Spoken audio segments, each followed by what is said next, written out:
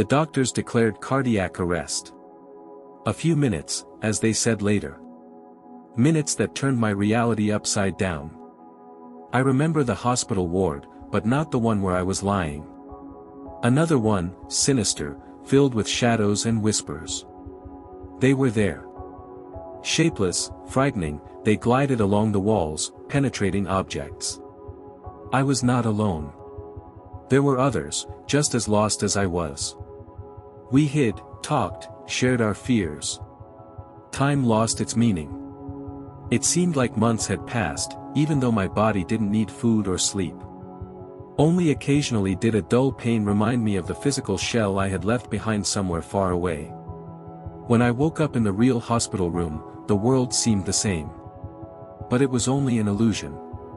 Soon the shadows returned.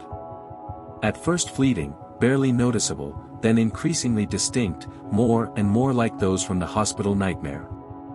I could no longer pretend that I didn't see anything. And they sensed it. One day I saw her. In a crowd, on the street.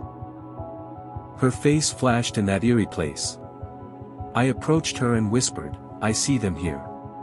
She recoiled, pretending not to understand. But then she found me. With tears in her eyes, she confessed that she could see them too. We weren't alone, but we didn't know what to do with this curse. We found a way. A terrible one, but the only one so far. Strong pills. They blur the line, cloud your vision, allowing you not to see them. I know it's harmful, it's a temporary measure. I'm afraid that one day they will stop working.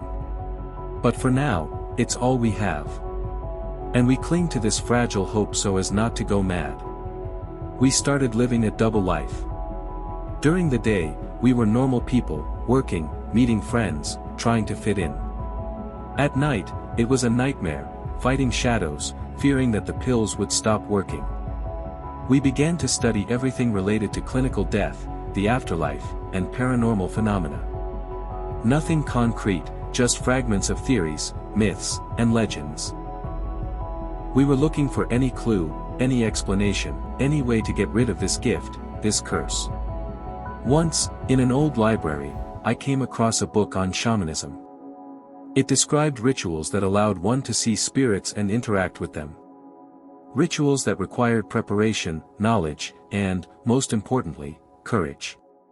I told her about it. At first she was frightened, but then a fire of hope lit up in her eyes. We decided to try it.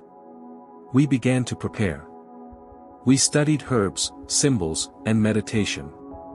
We found places where we could feel a special energy. We felt them watching us, their presence becoming more and more palpable. The pills only helped partially, the shadows seeped through the veil, becoming more and more insistent. On the night of the ritual, we were in an abandoned cemetery, far from the city.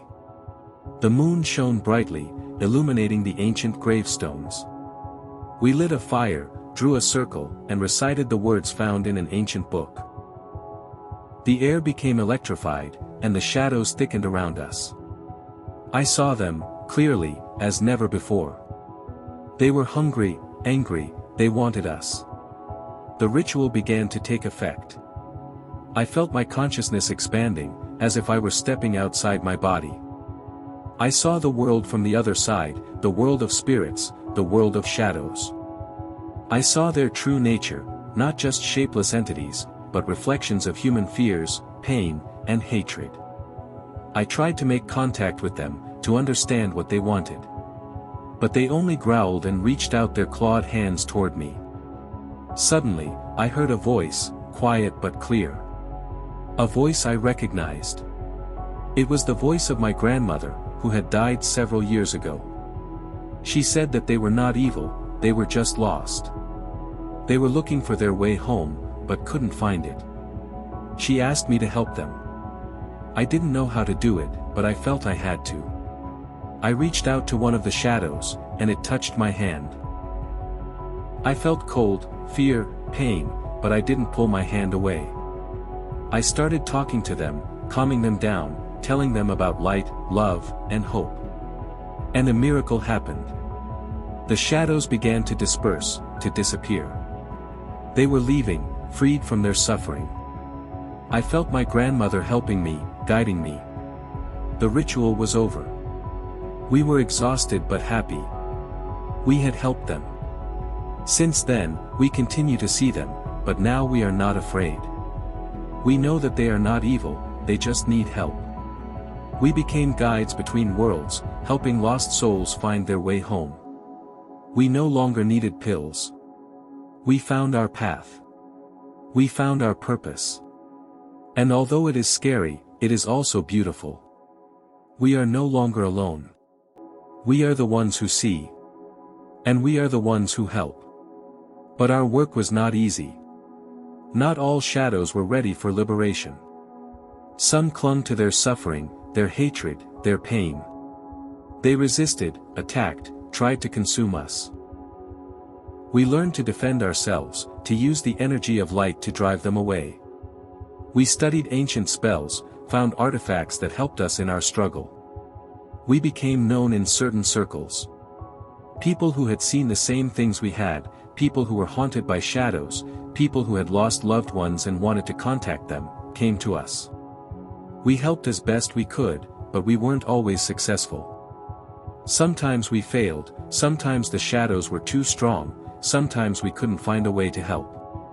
Once, a woman whose son had disappeared several years ago approached us. She felt that he was alive, but she couldn't find him. She asked us to help her contact him, to find out where he was.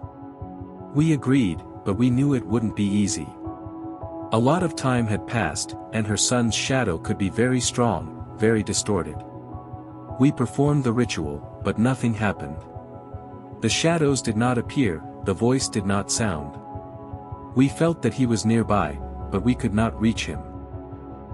We continued our attempts, day after day, night after night, but it was all in vain.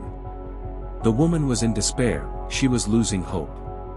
And then I remembered the place where it all began, the hospital ward, that nightmarish world where I first saw the shadows.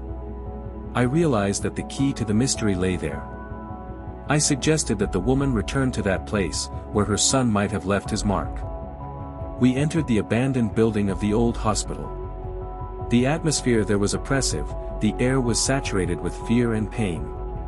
Shadows glided along the walls, whispering something indistinct. We walked through the corridors, feeling the darkness surrounding us. In one of the wards, we felt his presence. The shadow was strong and aggressive, it attacked us, trying to strangle us. We defended ourselves, using light to drive it away, but it did not retreat. The woman screamed, she recognized her son in the shadow. I tried to make contact with him, to talk to him, to calm him down. But he wouldn't listen, he was full of hatred and malice. He accused his mother of abandoning him, of failing to protect him. The woman cried, trying to explain to him that she had always loved him, that she had always been looking for him. She asked him to forgive her, asked him to come back to her. And then a miracle happened. The shadow began to dissipate, to disappear. A ray of light broke through the darkness. I saw his face, the face of a young man, a face full of pain and suffering. He looked at his mother, and a spark of recognition appeared in his eyes. He reached out to her, and she embraced him. They cried together, they forgave each other. The shadow disappeared, dissolved in the light. The woman felt that her son was gone, but he had gone to the world, he had gone free. We left the hospital, exhausted but happy. We had helped another soul find its way home. We knew that our work was not yet done, that there were still many lost souls in the world who needed our help. But we were ready. We were strong. We were together. And we knew that as long as we could see, as long as we could help, we would live.